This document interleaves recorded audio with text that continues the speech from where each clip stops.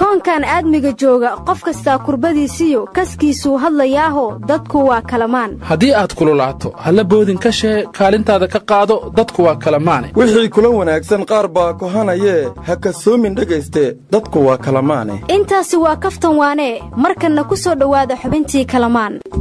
waryaadaha kalamaan godamayda kaleete qalaba kanayana kalaba isoo kala qaada qalba qalba qarshaweeye qalbigu armownaga qarxa qarshaweeye qalbigu armownaga qarxa waxaan ku soo xusuusnaa Allah u naxariistay abwaan Cabdullaahi Xirsi Baarleex shalayow hindiya ku dhintaan la yiri waxaana igu dambaysa maalinta garoonka Muqdisho ka baxaya dawladdu ay u dirta caafimaad dibadda hadda dalya dibadda meel kasto lagu geeyo haday taadu dhamaato waa dhimahe waa cadda taas war Allah u naxariistay abwaanka anigu waxaan ku xasuustaa harariyo hawaas Allah yow lahelo harariyo hawaas Allah yow lahelo annabu waan barle waxaan ku soo xasuustaa kulmiyanaha ye korallow kayel war anina may baa ka xasuusade Allah yow galbeed galka laga xantiyo war anna waxaan ku soo xasuustaa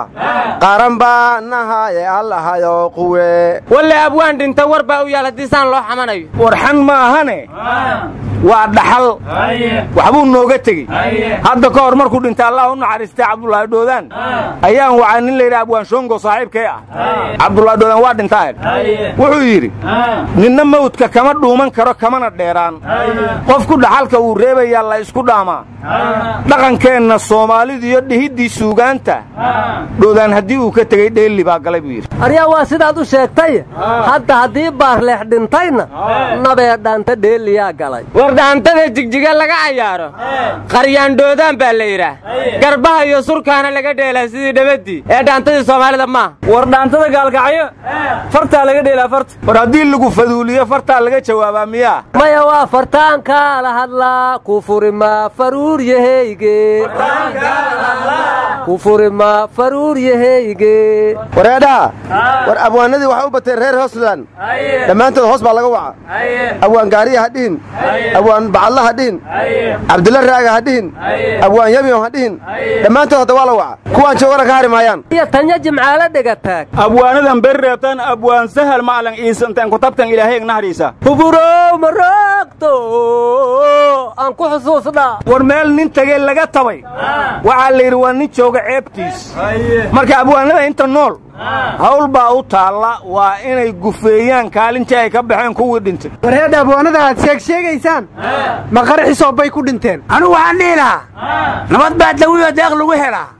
hooyadii dilow dunidan xageed dheer kuugu yaal anna waxaan dhihi lahay oo ninkii uu soo daanaaniye lagu daaraan daantu roorga ninkii uu soo daanaaniye lagu daaraan daantu roorga haye war ma haytana geeg koonfur galbeed wasiiradii waa la ka qarrafsiyay la ka magacaawi tumbon horta liisyo abay walaago wal yare waa dhiman dadkana ma ilayina wala la magacaabi kurito yar horta maday isaaqo waxaad la walagaysaa waran cawaha ku muday warkay dhagansay waraabo makrabkii jiido madawiina lafta garaagno hab wasiiradii magacaabi Muqdisho ka fay waraaban gabahi war lafta garaagdo xamar yimid wasiirada ayo aqoonsi u soo doonay war ma yeeroobo uu rabo inuu wasiirka dhigu jaal ka soo bixinaya waraadaha wasiirada magacaabay lafta gareen nin madaxweynaha ahaan jira ku jira ninkii la baxay madaxweynaha Bakolan Ahmed Mashruuc ayaa wasiir laga dhigay sida cadaalada lafta gareen oo madaxweyne wasiir uga dhigay madaxweyne xafna waa inuu wasiir ka dhigay Ahmed Baasto waraadaha waxa la yiri waan arkaa wacdaraha Sacuudiga weel banaysiga siyaasigii xil waaya ka helay eed ku weerara isagaan wajihin buu yiraa waajibku siday hayeeshe waxyeeladu ma aha say u wariyaan haddii lagu wareejo isaga hawsha lagu waabo wuxuu kii ku eedeynayo wax dhan lumiya dadweynaha isaga wabxee waxuma biiraan war heedahaya dawladda waxa weerara waa Cabdiraxmaan Cabdishakuur siminaarkii xamar loogu diido garow ku qabsade wuxuuna yidhi wakhti yaraa haray dawladduna wax dhaaxa ma qaban war ma weeranina wakhtiguu tirsanay xalana wuxuu yidhi markhaati ka ahaada dawladda intaasoo bilood iyo intaasoo maalmood iyo intaasoo saacadood iyo intaasoo daqiiqaha wakhtigeedii ka harta ogaashay xay kurba ku haysaa war lix biri kadib haddaa wado dukumentariga nabad inoo la soo bandhigays war cabdiweligaas garowe maantuu macsalaameeyey waana la sagootiyey war shariif xasanba mar hore baydhow ha ku sagootini una aryaa kaska cadaad war kuu duugduugaysiina cali cabdulaahi cosob laba mar horaa jawhar laga raacdeeyey war waxaa la yidhi alsayid sheekh axmed madoobe kismaayo dadkii deymaha ku lahay iridday u soo dhoobteen madaxweyne intaan lagu sagootinna sii waxaanna wareedhaha war ma haysiine waxaan loo jooginye balaayaa ku meeraysataane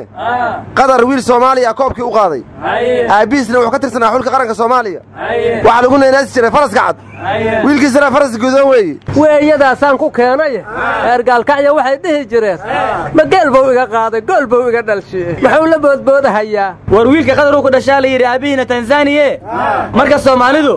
waa isku qorqoray miya war cerkana ha ku dhashee soomaali waa soomaali aryaadhaha ku wareerinaya xumaanteed iyo samaanteed soomaaliya soomaali baale wareedhaha madaxweynaha somalilan musabixii oo ciidankiisa u qodmaynaya wuxuu yidhi farmaajo ee khayra intay joogeen waxay nugu hayaan buu yidhi cunuqabateen dhaqaale cunuqabateen siyaasadeed hawada xataa waa naga soo xireen udha etoobiya xataa kama soo qadan karin udha waxaan u sheegayaa muuse biixii iyo intii dhegaysanaysa inaysan marnaba ka harin mustaqbalka farmaajaysan iyo horumarka qayraysan war intaas qawdhan baa dawladda mar hore u sheegay muuse muxuu wax kale u sheegi waayey war meesha qawdu ka yeertay waa baar dheere ciidamaana la qarxiyaa la yidhi soomaaliya etoobiyana isugu jira khasaarahana war lagama hayaa la yidhi aryaa baar dheere maahina meesha isbitaalka laga furay waa gawaan dheere xildhibaanaana ka qayb gala furitaankiisa cabdi qaybdiid iyo ubax tahliil ay ka mid yihiin walaada taliskii amisom etoobiyaa la wareegtaa in dhaweyd lalahaaye arrinkaa ma jira war yugandhaysa laga qaado etoobiya waa deriskaaga soo dhowey al-shabaab markii la arkay in etoobiya la soo dhoweynayo waa u malaynay war iyagaa kasbay taas war al-shabaab 7 gaari ee afgooy meel u muuqata ay ku gubeen masaakiin dhuxul ku soo rartaana wadati war baarlamaanka hirshabeelle xuquuqdooda ay mooshin ka keeneen waxayna dhaheen cali gudlaa waana dhacay warnimaya waxaa la yidhi dabka habeen kasta bakaara ka kaca sirta ka dambaysaa la helaa waxaa la yidhi si muran u yimaado ayaa boosaska la iska gubtaa kadibna nin walba anaha le halkaan buu leeyahay si loogu qaybiyo dibadda in looga yimaad baan moodi jiray hadduu ayaga dhexdooda ayaa hays gubeen aryaadhaha anigu waxaan la yaaba wasiir ku-xigeenka wasaaradda dhallinyarada wuxuu yidhi dhallinyarada laga rabaa inay ammaanka degmooyinka sugaan muga waa yaabe dawladdi loo doorta iyo ciidankeeri aaween horta odayaashu wasaaradda dhallinyarada maxay ka dhex qabtaan war odayaalka shabaab may dhahgeliyey war dhallinyaradaasoo odayaashu ma dhalin gabayadii horeetee bulshada looga wada yaabshay baadigoobka xoolihii maqnaa nimanku soo daalay dawladdii horaa qaadatay nugu yidhaahdeene ragga maanta joogana wuxuu qaba ma sheegaane maxaan gabayga uga daalayaa dhanay u hiilsheene maxaan gabayga uga daalayaa dhanay u hayan